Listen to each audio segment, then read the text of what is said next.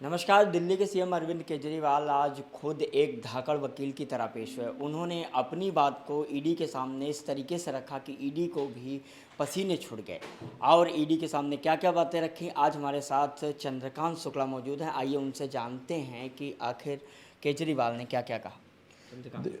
देखिए मयंक, आज जो कोर्ट में हुआ उसको देखकर ऐसा लगा कि जब अरविंद केजरीवाल के मामले की जब सुनवाई हो रही थी रिमांड को लेकर, तो अरविंद केजरीवाल एक वकील की तरह नजर आए। वो जब कोर्ट रूम में जब बहस चल रही थी तो ईडी ने जब तमाम तरीके के आरोप और रिमांड बढ़ाने की मांग की, तो अरविंद केजरीवाल ने साफ शब्दों में कहा कि मैं कोर्ट के सामने कुछ कहने की इजाज़त चाहता हूँ। तो जज ने उनको कहा कि हम आपको बोलने के लिए 5 मिनट की परमिशन देते और आप अपनी बात रखिए। और ये बड़ा दिलचस्प है मयंक कि केजरीवाल ने जो कुछ कहा कि केजरीवाल के सामने जब ईडी ने कहा कि हम आप केजरीवाल का सामना कुछ और लोगों से कराना चाहते हैं और तमाम तरीके की बातें, और इससे पहले केजरीवाल को मुख्यमंत्री के पद से हटाने वाली याचिका भी खारिज हो चुकी थी, तब अरविंद केजरीवाल ने ये कहा कि मेरे खिलाफ कोई भी सबूत ईडी अभी तक पेश नहीं कर पाई है।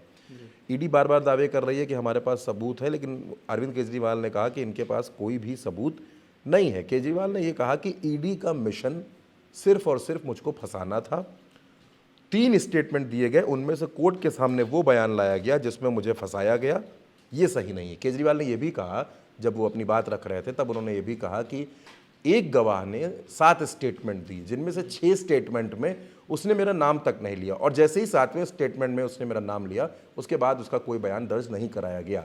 यानी कहीं ना कहीं ये भी सवालों के घेरे में आता है। केजरीवाल ने साफ तौर पर यह कहा कि इसमें जो गवाह हैं उनको अपना बयान बदलने के लिए मजबूर किया जा रहा है। नहीं चंद्रकांत, एक चीज़ और है कि जैसे लग रहा था कि वो पहुंचे थे और उसके बाद वो अपनी दलील रखना शुरू किए, जज के सामने उन्होंने अपनी बात रखी, तो पूरी तरीके से ईडी के एक एक चीज़ों को विस्तार से बताते गए। तो आप वो पूरा बताइए, क्या उन्होंने क्या क्या रखा और ईडी की जो दलीलें थी उसको खारिज करते गए। केजरीवाल ने सबसे पहले जज के सामने जो बोला कि आज मैं अपनी बात बोलना चाहता हूँ, मैं अपनी बात रखना चाहता हूँ। हालांकि ईडी की तरफ से जो वकील थे उन्होंने उसका विरोध किया कि केजरीवाल को बोलने का मौका ना मिले, लेकिन तब केजरीवाल ने अपनी बात रखते हुए वहाँ पर जो बात रखी वो हम आपको एक एक बात आपको बता रहे हैं। केजरीवाल ने कहा कि मेरे खिलाफ सीबीआई ने 31,000 पन्नों की और ईडी ने 25,000 पन्नों की रिपोर्ट जो दाखिल की है, उनमें मेरा नाम कहाँ पर है।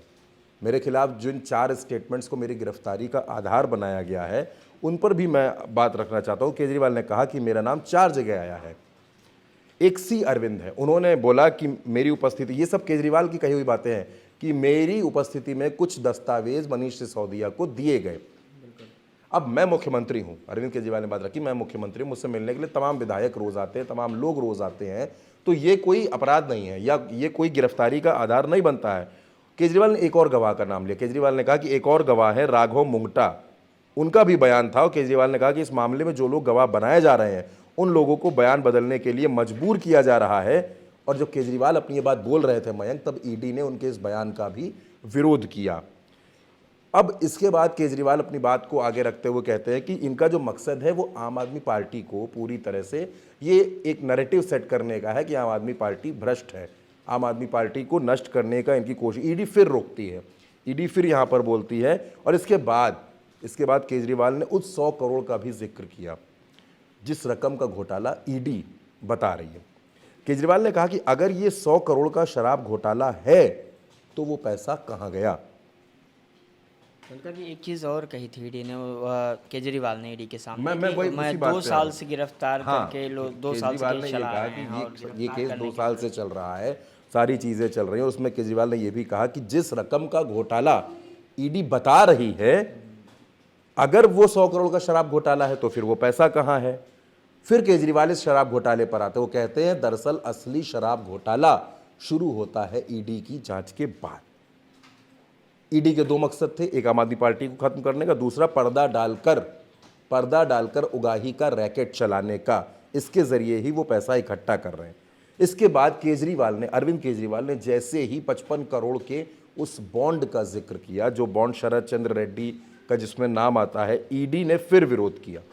ईडी ने उससे भी पल्ला झाड़ने की कोशिश की, और केजरीवाल बार बार कहते रहे कि मेरे खिलाफ जो गवाह हैं उनको बयान बदलने के लिए मजबूर किया जा रहा है। केजरीवाल ने यह भी कहा कि मैं ईडी अफसरों को धन्यवाद देता हूं, थैंक यू बोलता हूं, क्योंकि ये केस चलते चलते 2 साल हो गए हैं, और लेकिन मुझे किसी भी कोर्ट ने अभी तक आज तक दोषी साबित नहीं किया है और हमें न्यायपालिका पर पूरा पूरा यकीन है, पूरा पूरा भरोसा है। और उसके बाद जो केजरीवाल ने जब ये बात बोली कि मैं कहीं भी दोषी नहीं हूँ, किसी भी अदालत ने मुझे दोषी नहीं माना है, इतने ज़्यादा बयान हुए, इतने ज़्यादा स्टेटमेंट हुए, उसके बावजूद, जिसका मैंने आपसे सबसे पहले जिक्र किया था कि 31,000 पन्ने सीबीआई के और 25,000 पन्ने ईडी के, इन दोनों का भी अरविंद केजरीवाल ने जिक्र किया और ये भी कहा कि आप इन दोनों रिपोर्ट्स को, जो सीबीआई की हैं और ईडी की हैं, इन दोनों को साथ साथ पढ़ लीजिए, तब भी तो आपको शायद पता चल जाए, तो भी ना पता चले कि मुझे गिरफ्तार क्यों किया गया। यानी कि दोनों रिपोर्ट्स में ऐसा कोई भी मजबूत आधार मयंक नहीं है। जिन बातों का अरविंद केजरीवाल ने कोर्ट में पूरा जिक्र किया कि उनको गिरफ्तार क्यों किया गया है। और केजरीवाल ने एक और बात कोर्ट के अंदर कही कि जो आरोप, इस तरीके के आरोप, जिस तरीके की ये आरोप पत्र दिखाए जा रहे हैं, इसमें तो कोई किसी जेब कतरे को भी गिरफ्तार नहीं किया जा सकता। और मैं, एक चुने हुए मुख्यमंत्री हैं अरविंद केजरीवाल, एक बहुमत की सरकार के मुख्यमंत्री हैं, उनको गिरफ्तार किया गया है। आज पूरे कोर्ट की प्रक्रिया रही, कोर्ट में जिस तरीके से प्रक्रिया चल रही थी, जज और वकील के बीच में जिरह और बहस चल रही थी, उसके बीच में अरविंद केजरीवाल का इस तरीके से आना और फिर ये कहना। और एक बात केजरीवाल ने और कही, जब रिमांड की बात आई तो अरविंद केजरीवाल ने कहा कि मुझे रिमांड से कोई परेशानी नहीं है, अगर आप मुझसे पूछताछ करना चाहते हैं, उसके लिए आप रिमांड चाहते हैं, मुझे कोई भी समस्या नहीं, आप रिमांड लें, आप मुझसे पूछताछ करें, आप हर तरह की पूछताछ करने के लिए स्वतंत्र हैं। लेकिन जिन 4 बयानों को आधार बनाकर मेरी गिरफ्तारी की गई है, उनमें कहीं से कोई आधार नहीं है, ये बेबुनियादी सी बातें हैं और इनमें आपस में किसी तरीके का कोई, जो 4 गवाह हैं उनके अगर आप बयान देखेंगे, सबके बयान अलग अलग हैं। और जो केजरीवाल बार बार ये बात कह रहे हैं कि ऐसे बयान कोई आधार नहीं बनते किसी मुख्यमंत्री की गिरफ्तारी का, तो उसके बाद हालांकि कोर्ट ने ईडी को रिमांड दे दी है। 1 अप्रैल तक अरविंद केजरीवाल रिमांड पर रहेंगे, उनसे तमाम तरीके की पूछताछ भी होंगे। और इस पूरे कार्रवाई के बाद जो अरविंद केजरीवाल के वकील हैं रमेश गुप्ता, वो भी बाहर आए और उन्होंने भी ये बात बोली कि देखिए, अगर रिमांड चाहती है ईडी तो हम रिमांड देने में, अरविंद केजरीवाल ने भी अपनी बात रखी कि कोई परेशानी नहीं है और उनकी रिमांड। एक चीज़ और थी कि जो अरविंद केजरीवाल खुद कहा कि 8 गवाह जो थे उनकी बात नहीं मानेंगे, 9वां जो गवाह था उसको सबूत आधार पर मानकर हमारे ऊपर केस चलाया जा रहा बिल्कुल, है। और दूसरी चीज़ उन्होंने कही शरद चंद्र रेड्डी के बारे में, खुलासा किया कि मेरे पास सबूत हैं कि आप दें सबूत, मैं सबूत दे रहा हूँ, आप केस चलाइए ना, किसने घोटाला किया ये साफ दिखता है। ये चीज़ें भी केजरीवाल ने रखी। देखिए, केजरीवाल ने सारी बात रखी। मैंने आपसे कहा ना, उन्होंने कहा कि एक आदमी जब अपने 6 स्टेटमेंट में केजरीवाल का नाम नहीं लेता है, लेकिन जब 7वें स्टेटमेंट में वो नाम लेता है तो उसके बाद से उससे कोई किसी तरीके की पूछताछ नहीं होती है।